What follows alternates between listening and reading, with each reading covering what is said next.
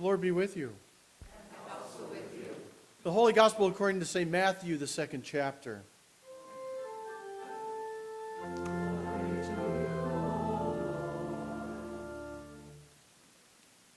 When they had gone, the angel of the Lord appeared to Joseph in a dream. "Get up," he said, "take the child and his mother and escape to Egypt. Stay there until I tell you, for Herod is going to search for the child to kill him." So Joseph got up, took the child and his mother during the night, and left for Egypt, where he stayed until the death of Herod. And so was fulfilled what the Lord had said through the prophet, "Out of Egypt I called my son." When Herod realized that he had been outwitted by the Magi, he was furious, and he gave orders to kill all the boys in Bethlehem and its vicinity who were 2 years old and under, in accordance with the time he had learned from the Magi. Then what was said through the prophet Jeremiah was fulfilled. "A voice is heard in Ramah, weeping in great mourning, Rachel weeping for her children and refusing to be comforted, because they are no more." After Herod died, an angel of the Lord appeared in a dream to Joseph in Egypt and said, "Get up, take the child and his mother and go to the land of Israel, for those who were trying to take the child's life are dead." So Joseph got up, took the child and his mother, and went to the land of Israel. But when he heard that Archelaus was reigning in Judea in place of his father Herod, he was afraid to go there. Having been warned in a dream, he withdrew to the district of Galilee, and he went and lived in a town called Nazareth. So was fulfilled what was said through the prophets, that he would be called a Nazarene. The Gospel of the Lord. Praise to you, Christ. Please be seated.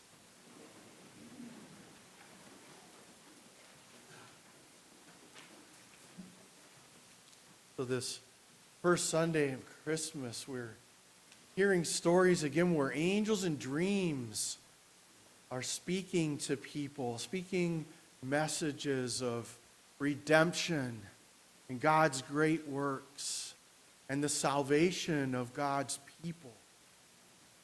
But even when angels speak and dreams are had by people, there's a choice to be made.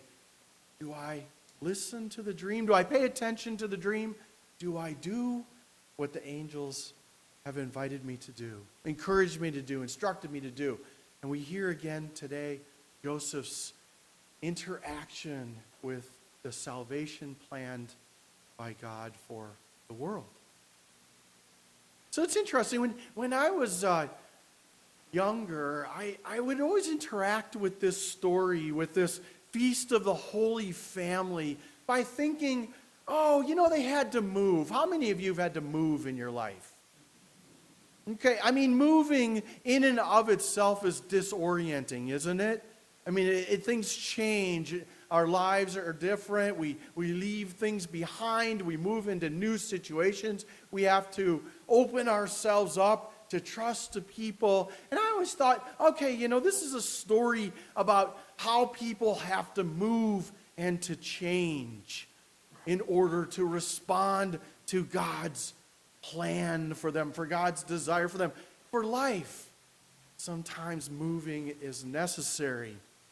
But as I have sat with this story even more recently, there's something uncomfortable that has emerged for me that I've continued to reflect on, that feels kind of important to me right now. And it's not so much the fact that the Holy Family, Jesus' family, Joseph and his mother Mary and Jesus, not the fact that they had to move, but the why of their move has stayed with me. The fact that Joseph and his family had to flee a tyrant one who was threatened by the future, who was threatened by the children of the future, who was threatened by the other. That was what they had to flee. And it seems significant because it led to something very important for the formation of our Savior.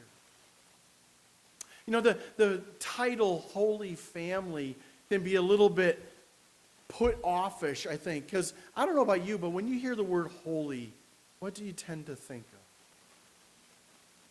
Something completely other, something set apart. You know, the definition of holy is something that is exalted or worthy of complete devotion as one perfect in goodness and righteousness. Perfect. That's, as soon as that word perfect shows up, that's troublesome, isn't it? Because I don't know about you, but automatically there's this little voice in the back of my head that says, well, that's not you. And striving for perfection just leads to frustration and resentment and bad self-image, right? Lack of self-courage, of feeling okay about yourself. You know, I mean, so that word perfect is troublesome. And so to think about the Holy Family sometimes can just be an excuse for us to think, oh, well, Jesus' family, they were perfect. Some way that we'll never be. My family will never be like that. So really, what does that have to say to me? Well, it's interesting because the root of the word holy is much closer to the word healthy than to a lot of other words it gets associated with. Healthy. You know why they're tied together? Health and holiness is because they're rooted in wholeness. Wholeness is what it means to be holy, is what it means to be healthy. And you know, Joseph's response to the dream, to the angel's voice, was about wholeness for his family, doing what he had to do to protect his family so they could have wholeness and life. It wasn't necessarily about being set apart. It wasn't about being protected by God in some way that other people aren't protected. It was about doing what he needed to do in the day to keep his family intact, to protect the future of this little one, the one who he had been told was going to save his people. And so Joseph did what he had to do. You know, in that sense, I think there is an invitation for us to think about our own families, whether they live with us or are spread out, to think about how we influence the holiness, the health, the wholeness of our families, the way that Joseph and Mary did in their family. So Joseph did what he had to do to flee a tyrant whose promise was to worship the new king. But Herod's history, Herod's jealousy, Herod's own tradition of killing his own sons who threatened his throne was a much stronger message than the promise of worshiping a newborn king. The hypocrisy of Herod was clear to Joseph. And this dream that he had, this foreshadowing that he had that said, get out, it was one that matched his intuition. And so he took up Mary and Jesus in the night and went to Egypt. Isn't it interesting? Traveled for days through the desert in the face of marauders and thieves and darkness and other kinds of threats to go to a place where historically his people had found refuge. His namesake, Joseph, who had fled there, was actually sold there, but how his family ended up in Egypt. His ancestor, Moses, who lived in Egypt and grew up as an Egyptian, but then came to know himself as a Hebrew, freed his people out of Egypt, out of slavery, out of bondage, out of terror, out of fear.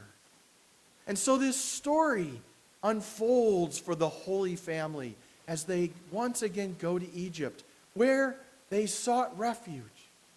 They went as refugees, and they were allowed to stay in Egypt. They found the hospitality that they needed to have life.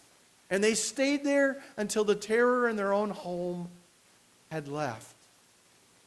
And so it's interesting that when they went there, they experienced something that was very formative for Jesus. As I think about it, I think it was important that Jesus spent the early years of his life as a refugee. And this is the part that has continued to haunt me as I think about what it means to be a refugee. Because, there are some times we move in our lives because we choose to move. We're seeking something, or we think we're moving to something better or different, a new opportunity. But no, there are people, countless people, all through time who have left dangerous situations for the sake of their lives.